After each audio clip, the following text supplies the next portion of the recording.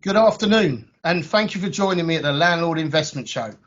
I'm Robin Falk, a partner at Hawke Financial Services. We specialise in mortgage finance.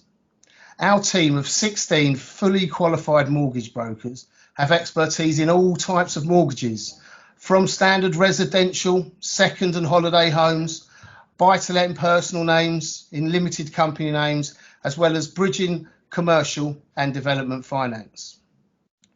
Without stating the obvious, the last 13 months have seen unprecedented change across the globe, and the UK housing market and lending landscape has not escaped impact. In terms of residential lending, we have found some existing and potential borrowers unable to access mortgages due to furlough schemes or for the self-employed, being in industries that have been heavily affected by the lockdowns, such as hospitality and leisure. But in the main, most people have been working business as usual. The housing market, however, has not slowed, with the government's introduction and extension of stamp duty schemes, removing the apathy from borrowers. Additionally, the strict rules relating to lockdowns and a rapid change in working flexibility have made people reassess where and how they live. Buy-to-let has also maintained a strong position, and I've invited three of Hawke Financial Services key strategic partners and industry heavyweights to discuss and share their thoughts on the buy-to-let market. John Caulfield, Head of Mortgages at Paradigm Mortgage Services, a senior and well-respected commentator within the professional mortgage interim market, with just over 39 years experience in financial services, has kindly offered to share his thoughts on industry topics. Andy Virgo, Director of Buy-to-Let at Lendinvest, will give us an insight to a lender's perspective on the buy-to-let market through the pandemic and beyond. And we'll finish with Christine Newell, Mortgage Technical Director for Paradigm Mortgage Services, who will be highlighting the current cladding and external wall system issues. Like John, Christine is well respected across the mortgage market and has a wealth of experience. So if I can invite John to come on and... Hello, Robin. Hi, John, how are you? Yeah, I'm good. Good to see you again. John, thank you for coming and accepting to take questions. Let me start with last year and the buy-to-let mortgage market. Yeah. It seems to perform better than expected. What do you think the reasons are for that?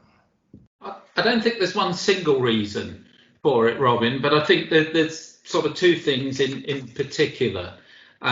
First and foremost, there's obviously been the from a taxation point of view, and having landlords able to benefit from the stamp duty holiday.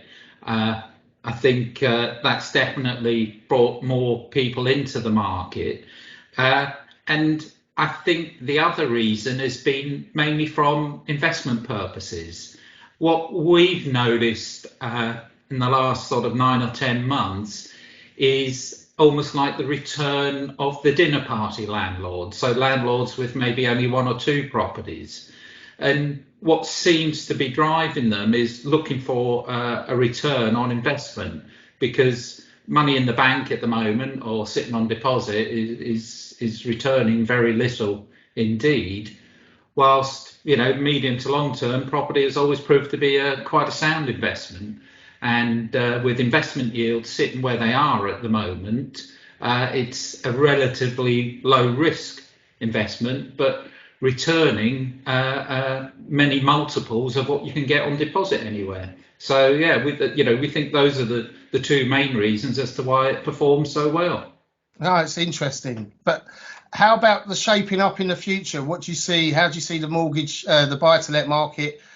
Is it going to be similar to next year, or what's your thoughts going forwards? Yeah, I think this year will probably be slightly up on last year. And I think it will probably then continue to grow. We've got a disparity in this country between the amount of people that want to own a home and the amount of properties that are being built. And until we can bridge that gap, then the private rental sector is going to fill that void. So to me, it's simple supply and demand, and therefore the private rental sector, I think, will flourish. And until we get to that point, and I've no idea when that will be, when we are building new housing stock or converting existing housing stock to meet the demands of the populace. Well, I don't think we've seen that in the history of the UK, have we? At least Not that not I'm aware of. No, and no. I'm No, fairly confident it won't happen in my lifetime either. no, nor mine, John. I don't think either. But I mean, here at Hawke Financial, we've seen some changes in investor appetite and where they're actually looking, their acquisitions are. I mean, geographically, what areas of the UK do you see returning high yields over the next 12 months? Yeah, I mean, I think it's probably over the next 12 months is going to reflect what's happened over the last 12 months and probably over the last 2 to 3 years, which is really from generally speaking, Midlands and northwards. From there, when that's where you tend to be getting the best returns. So places like Stoke and Liverpool and Leeds in Scotland, places like Edinburgh. So sometimes it's driven by sort of universities as well. I think any town that's got a major university has always been an attractive proposition. Towns like Nottingham, for example, are very popular and give very good returns. So I think that's where the growth is going to come. There's few issues in the London and South East market at the moment because of a lot of workers have returned home. So yields are down as they traditionally have been, but then you tend to get the capital growth in London and the South East that you don't always see elsewhere. No, that's interesting. We've been keeping an eye on here, and also we've got clients that keep an eye on. But it's the talk of the large investment from the government to make jobs. It's looking at the regions. I know Teesside and the North East. They're looking at a huge investment for eco projects, making making the wind farms. So that's something we're definitely keeping an eye on. I know a lot of our clients are as well. I mean, one thing our clients and the people watching us now, I'm sure, are interested in, which we all are. But what's your view on interest rates over the coming years? My view is they're going to be low. I saw a report, I think it was about 10 days, 2 weeks ago or so, from Capital Economics, and their view is that the current bank base rate of 0.1% will be in place right through until 2025. So we've got another 4 years to run at that.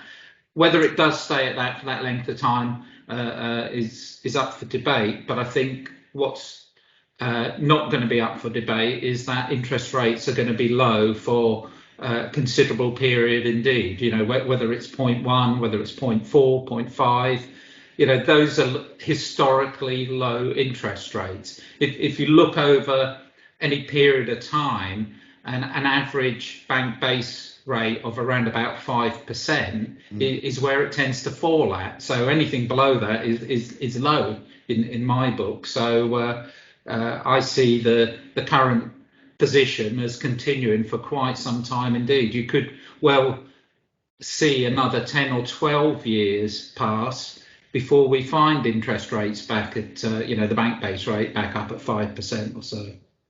I think it's a tough one to call, John, and I'm with you there. I think that it's going to last long, but one of the obviously interest rates or controlling the economy, and if we have inflationary rises, I know that my haircut's gone up 20% since I've come out of lockdown, but I doubt that price is going to go down. But what do you think? Inflation target? Do you think it's realistic and a right measure?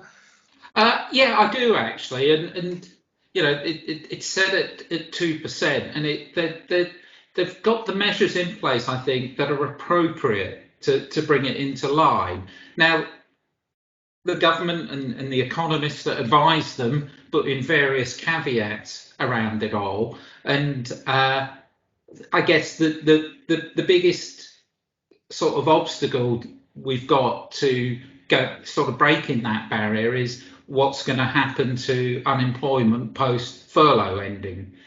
And that keeps getting pushed down the road, quite rightly, I think. But that's the one thing that if that then really starts to take over, we might find more pressure put onto the inflation target. But I think where it stands at the moment, it's looking reasonable, and there's no doubt, or there's no reason, apart from what I've just stated, as to why they can't maintain that. So yeah, I think we just have to wait and see on that one. I agree entirely there, John. I think we never know what's coming down the line, but at the moment it's unprecedented, as in what we've had and how it is going to pan out.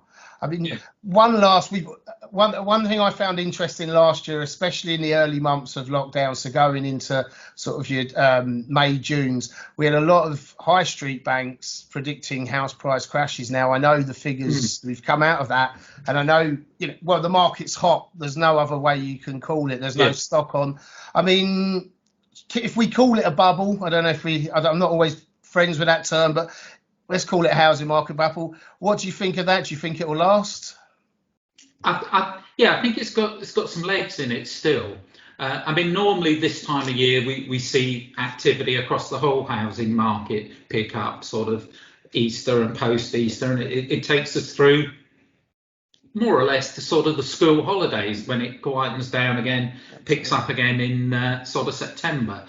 I think though this year, because of having lockdown for the first 3 months of the year and homeschooling, because it can't be ideal trying to sort of show your home off when you've got children being homeschooled. It's not as if you could send them out to the cinema, was it, for an hour or two? So that kind of depressed things a bit. It meant a lot less stock was coming to market in the first couple of months of this year.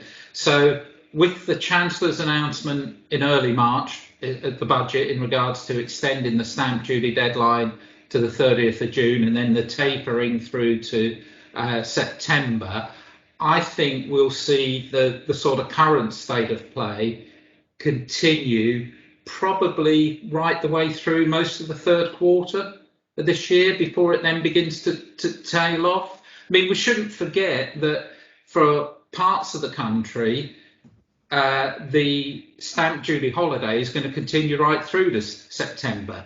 If your average house price is less than 250,000, then happy days. It's mainly London and the southeast where we've got the sort of cut-off point now of 30th of June. So I think we will see a buoyant market probably for about the next 6 months before it then starts to cool off a little bit. Yeah, no, I do. We have seen it ourselves here in terms of with the holiday, especially in the southeast with buy-to-let investors, where they're paying half the stamp duty they would. Yes. With the saving, they're still obviously liable for the extra 3%, but we have seen that. I mean, I always say there's a finite number of people that buy houses. It's not like the middle aisle in a particular supermarket that might be selling a sun lounger on special. So you've got to be in a position to move or buy a property. But no, we're feeling that, John. I feel that as well. It feels like almost those winter months with the stamp duty holiday, those winter months stayed active. And now we're seeing that lull thereafter. And again, some people, we're all on our first jabs, or those of us are old enough, some of us on our seconds. But people, it's confidence having people in your house as well, I think, possibly has an effect. Definitely. Yeah, I mean, the pace of the vaccination rollout has definitely helped our market, without a doubt, both for showing people around, but being able to go out and view properties properly as well. No, I think they're very valid points, John. John, thank you so much for your time and sharing your knowledge. Are there any key points you want to share with our viewers here at the Landlord Investment Show? Or I would just say keep on investing in bricks and mortar. I know I'm probably preaching to the converted already, but I've been in property market for sort of 40, well, getting on for nearly 40 years, and medium to long term bricks and mortar I've always come through. And I think as long as people, and I think buy to let investors do keep that in, they don't view it as a short term investment, then it generally pays off.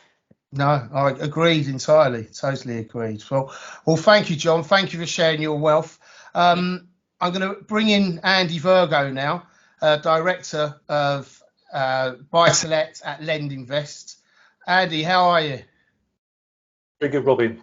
Very good. Thanks so much for sharing your time with myself today, and also with the viewers from at the Landlord Investment Show. It's a shame we can't do this face to face with people, but it is what it is. I mean, some of my Andy and the viewers, I apologise in advance, but some of my questions might overlay with John's. But as a lender, I think it's really important to get your perspective on what trends we're seeing and the buy-to-let market. I mean, how did you guys at Lend Invest see last year? How did that work for you?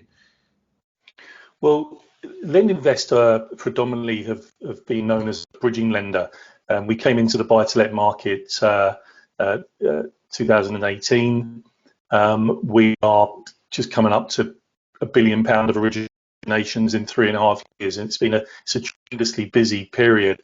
And we've done that off the back of using technology to make sure that we can provide the best level of service and the most economic ways for people. So having that online presence, being able to use tech, not needing to rely on signatures, and identify verifying ID in terms of signing and certifying copies of passports, we were able to carry on trading through the pandemic. We kept the doors open. Unfortunately, the valuers disappeared for a little while they weren't able to visit properties. That ultimately meant that we probably missed out on 2 months worth of applications, but we stayed open for business. We have learned an awful lot through the pandemic about how we communicate with people, but from my perspective as a lender, it's been more important to make sure that when designing the products that I design, or working out interest rates, or what parts of the market we're going to lend in, it's listening to broker feedback, guys like you, Robin, and your team, who provide us with the intel that comes from your customers, the investors, and looking at the markets in general, the money markets, listening to the surveyors, and working out when is the right time to increase loan to values, when is the right time to push for more volume, when is the right time to move into new areas of lending. I share with John his sentiments around the stamp duty window. That was fantastic for all of us in terms of getting business in through the door. We were hugely busy, all of us, everybody, at every part of the process. And that resulted, obviously, in for kind of the first quarter of 2021, record months of applications and completions. So yeah, we certainly have seen some trends coming through now, coming forward, but we welcome that stamp duty window being extended for sure.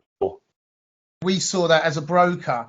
We saw the market come March. Nobody knew it was coming. Well, we had an idea it was coming. We saw what was happening in Europe, so we had a chance to adapt. I mean, here at Hawke Financial, we had everybody working from home in February, but no one knew the impact. And I think that's the one where we've all grasped technology in a greater way now. We're talking here, not face to face, but we've all grasped technology. And I think from there, we saw lenders like Lend Invest and smaller lenders, brokers, were able to adapt a lot quicker. But I think now this is status quo, isn't it? This is where we're going now. Technology is going to play a much bigger part across all industries, and I invite it into the mortgage market. It makes it quicker, it makes it slicker, and it makes it better for customer outcomes. So we've talked, Andy, and I'm always on at this. So the guys that are viewing here, I'm always on at lenders. I want innovation. I want 100% buy to let. I'm never going to get it. So let's be realistic. But what trends do you see developing in the market? What do you see coming down the line? Well, John beat me to it with the first time landlord landlord appetite, the dinner party landlord. People have got one property, buying their second, or buying their first even. It's no surprise that people are moving money in the banks at the moment. So investing in property for a long-term return, that's certainly come to fruition, and we increased our maximum loan to value to 75%. So we're not really penalising first-time landlords when it comes to taking on their first investment property. We've seen a lot of people look for yield, and we're seeing people that want to move into the small HMO market. When you think about a standard buy-to-let property with a family on a single AST, should there be some sort of furlough or job loss, potentially the income not tenant can impact the landlord's ability to pay a mortgage. Payment deferrals, obviously were around for a while. So people looking to protect themselves in that potential loss of income, having multiple occupants in a property. If you lose one or two streams of income out of 6 tenants, it has less of an impact from being able to repay your mortgage. We've seen a hell of a lot of remortgage business for those people that got loans 5 years ago, just before the stamp duty window came, or the original stamp duty window was in, when the first ever 3% came in. So a lot of business there, remortgage business there, and of course that's going to happen again probably towards the end of this year, when the new underwriting standards that came in 5 years ago means there's going to be plenty of people looking to remortgage buy-to-lets in the latter part of this year. And rather interestingly, we've seen seen some of their professional or student tenants not being available, not using the property. So they've kind of reconfigured those properties in multi-unit freehold blocks. Instead of having a 10, 15 room HMO, why not have a 6-unit flat, multi-unit freehold block made up of flats, and you're providing a larger piece of accommodation to tenants, which is proving more attractive. So there's all sorts of trends happening from the borrower's perspective, and as a lender, is just making sure that we're thereabouts to be able to facilitate those types of applications. Yeah, no, Andy, as we work closely together, and that is exactly what we're seeing. Landlords are having to innovate. We talked about the geography of where people are investing and so forth. Landlords are, the government are making it more and more challenging, and nobody does it for fun. It's not a charity event. People are running this as a business, either with your smaller investors that are trying to look for future income, for pension or so, or for our professional investors, they've still got to find a return, because a business without profit is not a business. So no, that's really interesting to hear, and that's really exciting. It's one of the things we use for your products. They're always very innovative. So appreciate your thoughts there. 2021, what are we looking at, Andy? What do you think? I think this is a market at the moment. There's a lot of lender activity. John mentioned about the interest rates staying where they are. I think that's correct. But cost of 5-year money is going up. So with the reduction in interest rates we're seeing lately, that's lenders taking a hit on margin. And they're taking a hit on margin because they want market share. And you can get market share by reducing your rates, or increasing and improving your criteria and looking for new areas to lend in. So from a buyer's point of view, it's much a market at the moment. And you guys, Robin, at Hawke FS, having access to the number of lenders that you do, it's really important that your investor landlords kind of talk to you about all the options that are out there, because you certainly don't compare apples with apples these days. We are all very different. But we're all vying for position. By the time this airs, you'll see a very much a sharpened pencil from LendInvest when it comes to potential outcomes for a low-yielding property as much as the high-yielding property. And I think there's going to be a lot of focus on the ESG issue, green mortgages. Things need to have a green tint to them at the moment from a lender's perspective. So you're going to see more. I mean, we've seen Nationwide recently come out with a new green initiative offering a cashback. I think that there are some clever, there's some opportunities to bring out some quite clever green products, not maybe just linking it to certain property types. And then, there's the other thing as well. I mean, why not start thinking about looking at the long term and looking at a longer term fixed rate? I know there's potentially, it's always been shied away from, or often shied away from, looking for a longer term mortgage beyond 5 years. But I'll plant the seed to say, why not think about locking in for longer term for an interest rate cheaper than 5 years, with VRCs perhaps only 6 years long. That's that kind of long-term view now, protecting against potential increase in interest rates in the future, locking yourself into a set cost per month, fixed rates, interest only. I think you might see a little bit of activity in that part of the market as well. That's interesting. That is interesting, because I think that again rolls into where, especially from a lending perspective and with PRA rules, I know you don't always fall into that thing, but where we're seeing many more people look at 5-year fixes. But it's not just for that, as you've alluded to and John's alluded to, buy-to-let investing now with a 3% uplift in stamp duty, in the majority of transactions. You can't flip a property as easy as you used to be able to, and you need to keep it for a period of time to see not just your yield, but to see that equitable growth, so you're actually not losing on the exit. So no, it's interesting. I look forward to those, but I need my investors to keep investing, because otherwise I won't be speaking to them for 10 years. So and obviously, that's a part I enjoy about the job. Andy, again, thank you so much for your time. I'm sure the viewers have enjoyed it. You've frozen a few times, but don't worry, we got the full gist of what we were talking about. That's the world we live in. It's not perfect yet, this online business. But any comments from you? Anything you feel prevalent to say to the viewers of the Landlord Investment Show? Any prominent points you want to make? Yes. So apologies about the camera when there's 3 adults in the house working from home.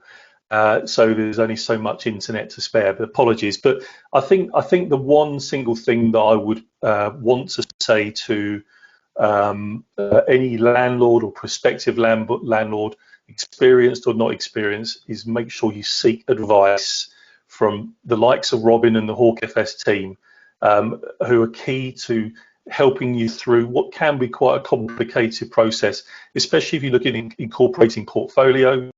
If you're looking at making sure you get the right tax advice, you make the right decisions, align yourself to great advice, because in the long run it will prove invaluable. Brilliant. Andy, thank you so much for your time this afternoon. Brilliant. And guys, if anyone's got any questions about buy-to-let from a lender or something, please just get in touch with Hawke Financial Services. Thanks, Andy. I'll bring Christine in now. And Christine, are you there? Yes. Hi, how are you? I'm good, thanks. How are you? Yeah, no, I'm good. And thanks for waiting until the end. Christine is Mortgage Technical Director at Paradigm Mortgage Services. Now, we've had John on, and just to explain, Paradigm Mortgage Services supports me as the intermediary. So they provide us with access into industry, government, and also compliance and so forth. Really knowledgeable people. Now, one thing, Christine, we're seeing, which is causing us many problems across residential and buy-to-let, and bearing in mind, probably the most prominent buy-to-let investment is a 2-year flat. The EW1S cladding issues, external wall issues. Where are we? What are we doing? What do you see? What's happened, if you can explain, and what's coming down the line? Yes. Okay. Yeah. It's been a massive issue, hasn't it?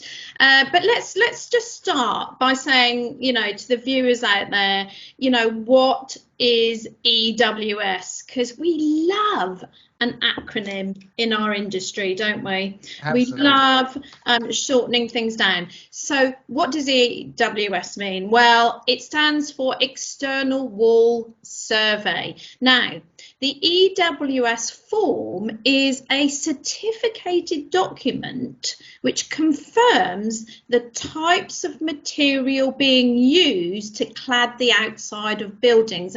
and are they hazardous? So the aim of the certificate is to identify whether the material used could be combustible and therefore a potential fire hazard to the people who occupy those buildings. Now, this has all come about from actually the Hawke report, which was after, unfortunately, the terrible disaster, the Grenfell Tower fire, which killed 72 people in 2017. And the Hawke report came out of that and suggested that the cladding was one of those problems that actually added to that disaster. Now, the certificate really can only be completed by qualified professionals, and may also need a chartered engineer who is also a member of the Institute of Fire Engineers to confirm that any of that remedial work which might be needed to be done, i.e. sort of remove that hazardous cladding before any lending can take effect. Now, this is having a massive knock-on effect to getting lending through on this type of property. And it's only the freeholder of the building that can actually commission that report to be done. And it can be very costly, particularly where the remedial work needs to remove that hazardous material. And this has left an extreme amount of flat owners really stuck, trapped, another trapped borrower situation, trapped in that property, unable to move it on, unable to remortgage it. And we have seen a lot of problems there in terms of this new form and certificate. Christy, we've seen this a lot, and this has been going back since 2017, probably a few months after that horrific event. But we've seen costs on small blocks for £30,000 just for the reports, not going forward, And it's, but I do know, lenders have been slow. I'll be frank. I think they've been slow to react, and the government's been slow to react. But there have been some innovations or some changes recently, haven't there? I mean, we're seeing it get easier. We've got now where under 4 stories, we can get letters from the property management company confirm they've had the checks. Is there anything else the viewers here, the investors here, should know now in what we've changed in terms of the EW1S or the cladding issues for invested properties? Yeah, definitely. So let me firstly point out, this is not just a residential problem. This is a buy-to-let problem as well. So for property investors, and there's no real difference in the process then for the lender, because they're looking for the fact of that, do they need that EWS1 form? That's what it's called, that certificate form. So landlords who are looking to buy at auction or to get property bargains, to develop for potential higher returns, I mean, let's face it, I think HMOs, when I was looking or listening to a recent survey from BDRC, I think it was, they're looking at really big returns on that, 7% returns. And John alluded to earlier that you wouldn't put your money in the bank at the moment, but you certainly could consider a multi-occupancy, multi-block occupancy to get those high returns. But these processes have impacted on the speed of those types of transactions, and you'll need to be carefully consider the need for this EWS1 prior to any purchase. But up until April 2021, valuers going out and looking at those properties have been really inconsistent in their approach to requesting EWS assessments. And you can see that where, you might have a 2-floor building and you've been requested, I don't know whether this has happened to you, Robin, but yes, and your guys, but you've been requested one of these forms. And the housing market has experienced huge delays, loss of revenue, property chain breaks because of these inconsistencies. Now, in February 2021, the government actually stepped in with a 5-point plan to assist with the costs of removing unsafe cladding. For buildings of 18 metres and over, the government will fully fund the cost of removing any unsafe cladding. So that's great news. Now, lower buildings between 11 and 18 metres will benefit from a government-backed financial scheme where no leaseholder apparently will pay more than £50 per month towards the cost of removing that unsafe cladding. So those are a couple of things that have happened. But finally, let me just touch on the Royal Institute for Chartered Surveyors. Now, they put out a consultation late last year, and it was aimed at the whole industry. So an industry-wide consultation into these cladding issues. And in March 2021, they published that guidance for their valuers, for their members, when they're assessing whether an EWS form would be needed. So valuers will now adopt a consistent risk-based approach to buildings that have cladding materials or balconies that may be stacked vertically above each other, where the balustrades and decking contain combustible materials. This more risk-based approach is designed to concentrate on the over 6-storey buildings, where risks, unfortunately, are 4 times as likely to suffer a fire with fatalities and casualties as we saw in the Grenfell apartment, and generally that doesn't happen in the lower buildings. So the new procedures become live on the 5th of April, and I'm pleased to say that the majority of lenders are in support of those too. So hopefully that will start to reduce the amount of times, and you mentioned earlier, Robin, that you're seeing being able to achieve the right process by getting letters from letting agents or property agents, management companies. No, it's interesting, Christine, and I really appreciate help. And just to put that, this is where information we get from industry experts, which keeps us ahead of the game, where we're aware when people are looking to invest, we can actually have a look and we can start to drill before we're even putting offers in. We can find out, what is this property? Are we going to be able to find a mortgage? And one thing there is to just put to people don't sometimes understand this, but a risk to a lender is repossession and resale. And hence, if these properties are they're deemed unsellable, a lender's not going to want to take on the risk in the event of repossession. They can't get rid of the property. But no, it's very interesting. It is very positive. We've had a rough couple of years with this, but I think we can all see that the light's coming at the end of the tunnel. And for acquisition and disposal of properties, I think we're going to see it easier for landlords to do both. And from there, we can see more movement in that investment in the apartment arena, which is where most of us were going to invest our money because we're getting a decent return. Christine, I know we've pushed time here, so thank you so much for coming on and having a chat with us. I'm just going to finish off now. I'm going to thank John, Christine and Andy for joining me and sharing their expertise. I hope it's been insightful for all landlords that have tuned in. If anyone's got any questions relating to mortgage finance, please feel free to contact me or the team. You can do so via an inquiry on the Landlord Investment Show portal. You can contact us on 0208 660 8613 or go on our website www.hawkefs.com and you'll find an inquiry form there. I look forward to meeting you again physically in a live show. And again, thank you for watching.